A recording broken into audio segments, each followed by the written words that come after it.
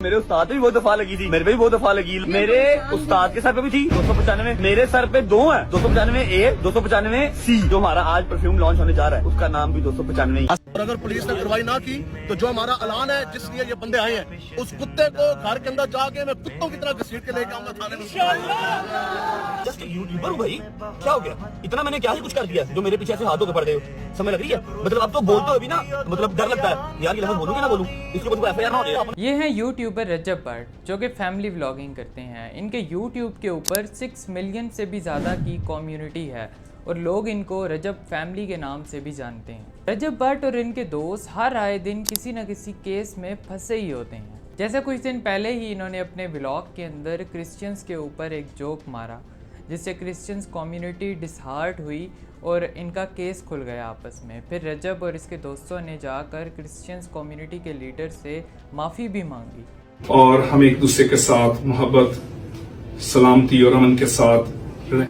अच्छा जी, ऐसा है कि हमारी जो क्रिश्चियन कम्युनिटी, हमारे बहन भाई सारे सामने बैठे हुए हैं। आप अब ये केस तो क्लोज हो गया, लेकिन इसके कुछ टाइम बाद रजब अपने किसी और व्लॉग में एक परफ्यूम लॉन्च करता है जिसका नाम रजब 295 रजब रखता है और ये व्लॉग में कुछ इस तरह से अपनी फैमिली के सामने शो ऑफ करता है।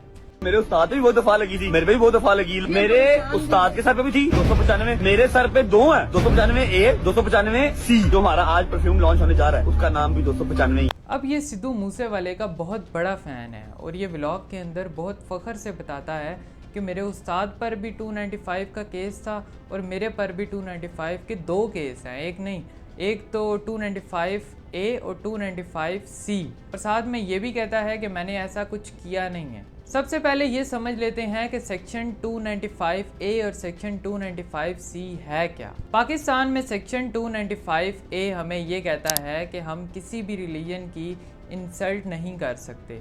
अगर कोई ऐसा करता है तो उसको कानून की तरफ से सज़ा दी जाएगी। और सेक्शन 295 सी हमें ये कहता है कि हम में से कोई भी अगर हज़रत मोहम्मद सल्लल्लाहु अलैहि वसल्लम की शान में गुस्ताखी करेगा तो उसको सज़ाए मौत दी जाएगी या फिर उसको उम्र कैद होगी।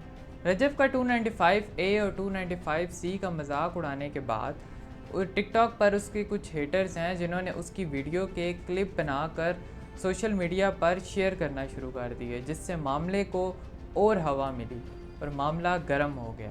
इसके बाद रजब सोशल मीडिया पर एक वीडियो भी डालता है जिसमें वो कुरान पाक के ऊपर हाथ रखता है और कहता है कि मैंने हज़रत मोहम्मद सल्लल्लाहु अलैहि वसल्लम की शान में कोई गुस्ताखी नहीं की। मगर मामला ठंडा नहीं होता, मामला घंटों ब घंटों बढ़ता जाता है। और फिर रजब और उसके दोस्त सऊदी अरेबिया चले जाते हैं और फिर कुछ देर बाद उसकी वीडियो सामने आती है जिसमें रजब खाना काबा के सामने खड़ा होता है और दोबारा से माफ़ी मांगता है। ला इलाहा इल्लल्लाह मुहम्मद रसूलुल्लाह, मेरी जान, मेरी माल, मेरा माँ, मेरा बाप, मेरी औलाद, मेरा एक एक खून का कतरा नबी पाक सल्लल्लाहु अलैहि वसल्लम पे कुर्बान। जैसा कि आप सबको पता है मेरे जो भी मसले मसाइल सोशल मीडिया पे चल रहे हैं। अब अगर हम रजब भट्ट को देखें तो हमारे कंट्री के अंदर बहुत से रजब भट्ट मौजूद हैं, कोई एक रजब भट्ट मौजूद नहीं है। क्योंकि हमारे कंट्री के अंदर क्या होता है कि कोई भी बंदा मर्डर करने के बाद या फिर किसी भी केस में वो जेल से होकर बाहर आता है तो वो बहुत बढ़ चढ़ कर बताता है। अब इसी तरह रजब भट्ट ने भी शोखी में आकर अपने उस्ताद से सिद्धू मूसेवाले से इंस्पायर होकर 295 ए और 295 सी का मजाक बनाकर जो भी आया उसने मुंह में बोल दिया। अब सवाल तो यहाँ पर बहुत से उठते हैं, लेकिन मैं उनमें से कुछ सवालों को सामने रखूँगा जिनको कवर करना ज़रूरी है। अब हमारे यहाँ कुछ लोग ये कहते हैं कि जैसे कि कैदी नंबर 804 है, ये पाकिस्तान के अंदर बहुत फेमस हुआ हुआ है, तो जिस तरह ये 804 है इसी तरह 295 भी है। बल्कि सेक्शन 295 हज़रत मोहम्मद सल्लल्लाहु अलैहि वसल्लम की शान में अगर कोई गुस्ताखी करता है तो ये उसके लिए बनाया गया है और हजूर सल्लल्लाहु अलैहि वसल्लम की शान में गुस्ताखी करना ये हमारे लिए छोटी बात नहीं है। दूसरी बात ये है कि आप कैमरे के ऊपर सबके सामने इस नंबर का मजाक बना रहे हैं। आपको देखने वाले कोई 2-4 लोग तो हैं नहीं, बल्कि 6 मिलियन से भी ज़्यादा की एक कम्युनिटी है जो कि आपको देखती है। अगर आप कैमरे से हट कर कोई बात करते हैं तो उसका इफेक्ट लोगों पर नहीं पड़ेगा, बल्कि वो बात आपके अपने आप तक रहेगी। लेकिन अगर आप कैमरे के सामने ये सब कुछ करेंगे तो कल को हज़ारों रजब पैदा होंगे जो कि यही करेंगे इस सेक्शन के साथ जो आप आज कर रहे हैं, क्योंकि लोग आपको अपना आइडियल मानते हैं, लोग आपको फॉलो कर रहे हैं। आप सोच भी नहीं सकते कि लोग कितना सपोर्ट करते हैं रजब को, कितना प्यार करते हैं रजब से। तीसरी बात यहाँ पर यह है कि रजब जिस बंदे को अपना उस्ताद मानता है वो खुद एक नॉन मुस्लिम सिंगर है। वो उसके और अपने 295 के केस से इतना इंस्पायर हुआ कि उसने अपने परफ्यूम का नाम भी 295 रजब रख दिया। ये आ गया 295 मेंस, ये आ गया 295 वुमेन।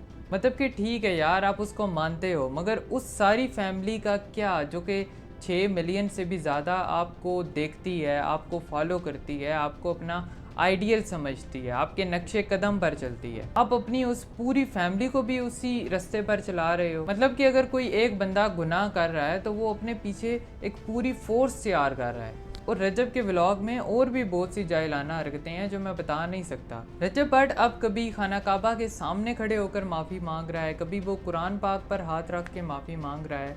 इसको मिल भी जाती अगर पहले की तरह कोई नॉर्मल बात होती। मगर अब बात इस सेक्शन की है जो हज़रत मोहम्मद सल्लल्लाहु अलैहि वसल्लम की बेहुरमती करने वालों के लिए बनाया गया है। जबकि TLP का भी यही कहना है कि इसने सेक्शन 295 का मजाक क्यों बनाया, इसको उसकी सज़ा मिलनी चाहिए।